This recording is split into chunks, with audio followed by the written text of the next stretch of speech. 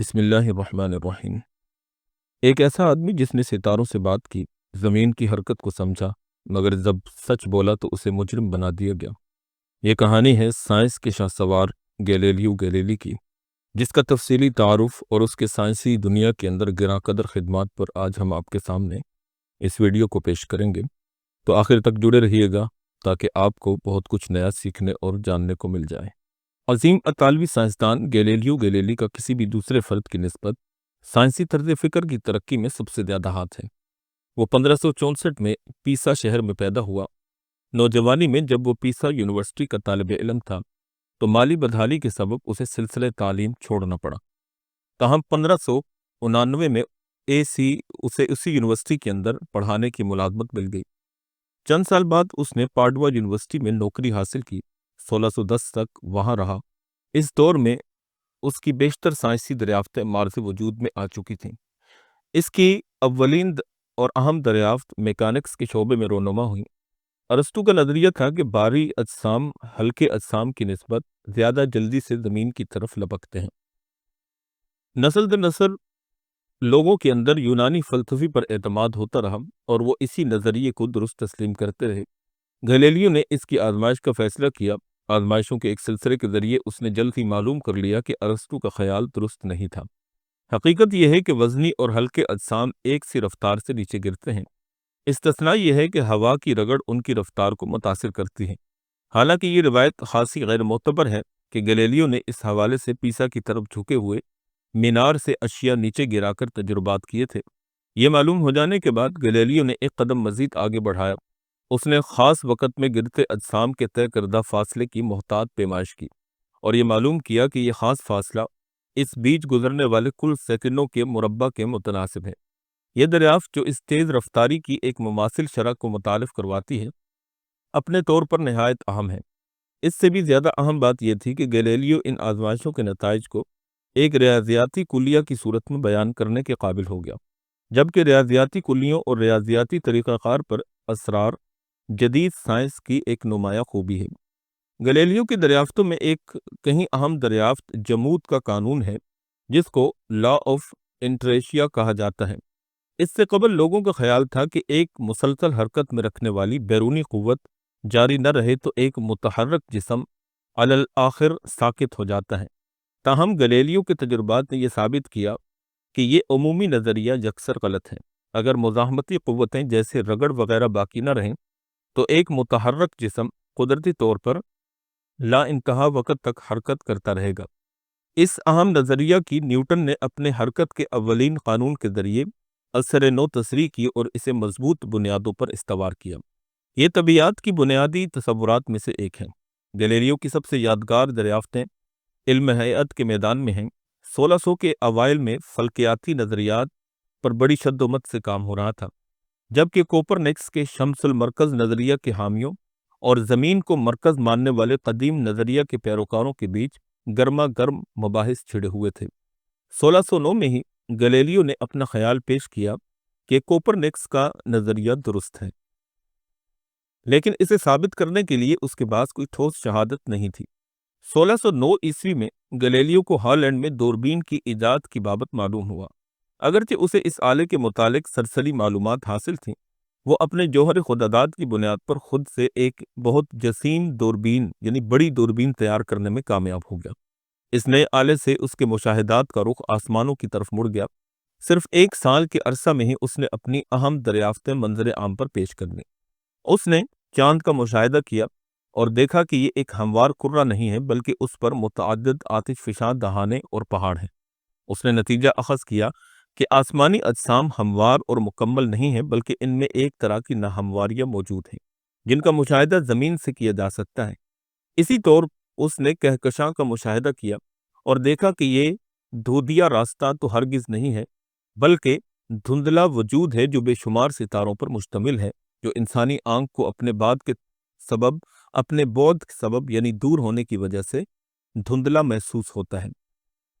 اس نے سیاروں کا بھی مشاہدہ کیا اور معلوم کیا کہ عطارد کے گرد 4 چاند گردش کرتے ہیں۔ یہ اس امر کا بین ثبوت تھا کہ زمین کے علاوہ بھی ایک فلکیاتی جسم کسی سیارے کے گرد گردش کرتا ہے۔ اس نے سورج کا بھی مشاہدہ کیا اور اس پر دھبوں کی نشاندہی کی۔ فی الاصل دیگر افراد نے بھی اس سے قبل ان دھبوں کی شناخت کی تھی، لیکن گلیلیو زیادہ مؤثر انداز میں اپنے مشاہدات کو منظر عام پر لایا اور سائنسدانوں کی اس طرف توجہ دلائی۔ اس نے یہ امر مشاہدہ بھی کیا کہ وینس سیارہ چاند ہی کی طرح مختلف ادوار سے گزرتا ہے۔ یہ امر کوپرنیکس کے نظریہ کے حق میں ایک ٹھوس ثبوت کی حیثیت اختیار کر گیا کہ زمین اور دیگر سیارے سورج کے گرد چکر لگاتے ہیں۔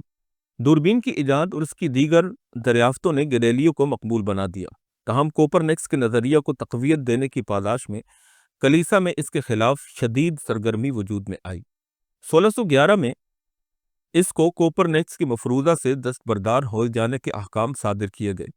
گلیلیو متعدد برس اس بندش کو مجبوری سے برداشت کرتا رہا۔ 1623 میں جب پوپ فوت ہوا تو اس کا جانشین گلیلیو کے مداحوں میں سے تھا۔ اگلے برس نئے پوپ اربن ہشتم نے مبہم انداز میں یہ اشارہ دیا کہ بندش اب مزید باقی نہیں رہی، لہذا تم اپنے تجربات جاری رکھ سکتے ہو۔ گلیلیو نے اگلے 6 برس اپنی معروف عام کتاب دو بنیادی نظام ہائے عالم سے متعلق مکالمہ مکمل کرنے میں صرف کیے۔ یہ کتاب کوپرنیکس کے نظریہ کے حق میں پیش کی گئی ایک شاہکار دلیل ثابت ہوئی۔ 1632 میں یہ کتاب کلیسا کی منظوری کے ساتھ شائع ہوئی، تاہم کتاب کے منظر عام پر آنے کے بعد اہل کلیسا نے اس پر برہمی کا اظہار کیا۔ جلد ہی روم میں گلیلیو پر تحقیقاتی مجلس کی طرف سے 1616 کی سرکاری ممانعت کی خلاف ورزی کرنے کے جرم میں مقدمہ چلایا گیا۔ ایک بات تو ظاہر ہے کہ ایسے ممتاز سائنسدان پر ایسی پابندیاں عائد کرنے کے فیصلے پر اہل کلیسا کی ایک مخصوص تعداد بھی خوش نہیں تھی۔ اس دور کے کلیسائی قانون کے تحت بھی گلیلیو پر مقدمہ جائز نہیں تھا۔ اسے نسبتاً معمولی سزا سنائی گئی، اسے جیل میں قید نہیں کیا گیا بلکہ آرسٹری میں اس کے اپنے پراسائز گھر میں اسے نظر بند کر دیا گیا۔ قانونی طور پر اسے کسی سے ملنے کی اجازت نہیں تھی، لیکن سزا کی اس شرط پر کبھی اصرار نہ کیا گیا۔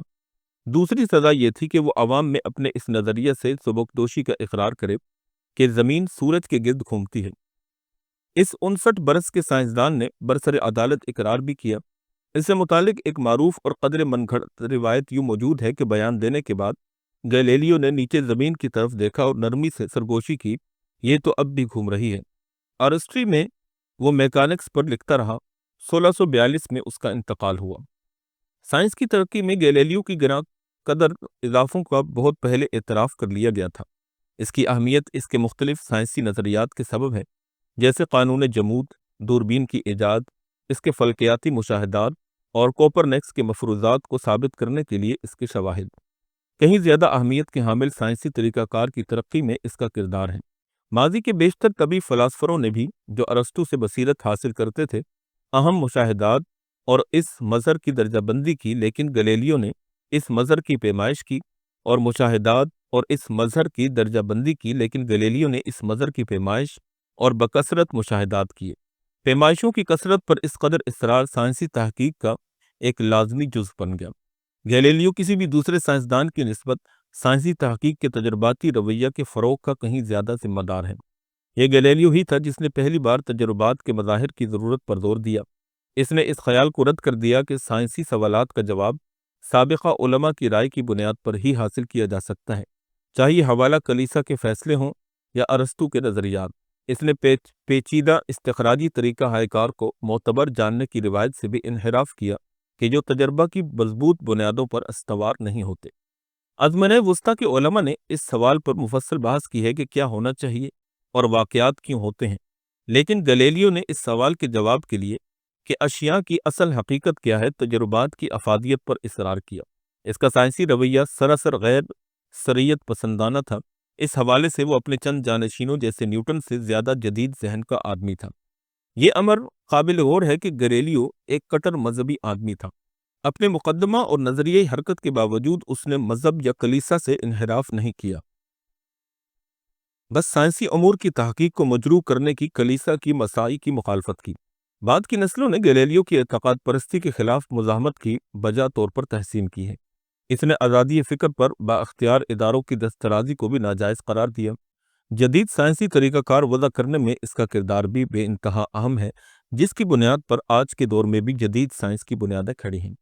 یہاں پر ہم آپ کے سامنے چند غلط فہمیوں کا ازالہ کر دینا مناسب سمجھتے ہیں کہ بعض لوگوں کے ہاں یہ روایت مشہور ہے کہ گیلیلیو کو اس جرم کی پاداش میں کہ اس نے زمین کو متحرک اور سورج کو اس کائنات کا مرکز قرار دیا، اس کی بنیاد پر اس کو سزائے موت سنائی گئی اور اس کو زندہ جلا دیا گیا۔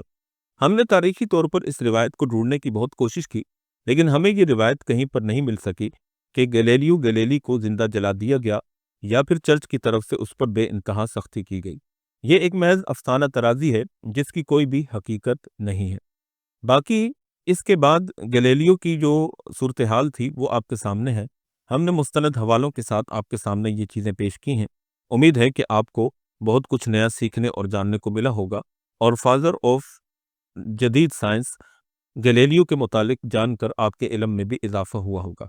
یقیناً ایسے لوگ پوری انسانیت کے محسن ہوتے ہیں جو انسانوں کی فلاح اور ان کی کامیابی کے لیے علمی بنیادوں پر کام کرتے ہیں، چاہے وہ کسی بھی مذہب اور کسی بھی علاقے سے تعلق رکھتے ہوں۔ اللہ پاک جل شانہ مسلمانوں کے اندر بھی علم اور جدید سائنسی تحقیقات اور جدید علوم کو سیکھنے کا جذبہ بیدار فرمائے اور اپنے ماضی کو واپس زندہ کرنے کی توفیق عطا فرمائے۔ اگر آپ کو ہماری یہ ویڈیو پسند آئی تو ایسی ہی مزید معلوماتی ویڈیوز کے لیے ہمارے ساتھ جڑے رہیے اور ہمارے چینل کو لائک، شیئر اور سبسکرائب ضرور کر دیجیے۔ اللہ پاک ہم سب کا حامی و ناصر ہو۔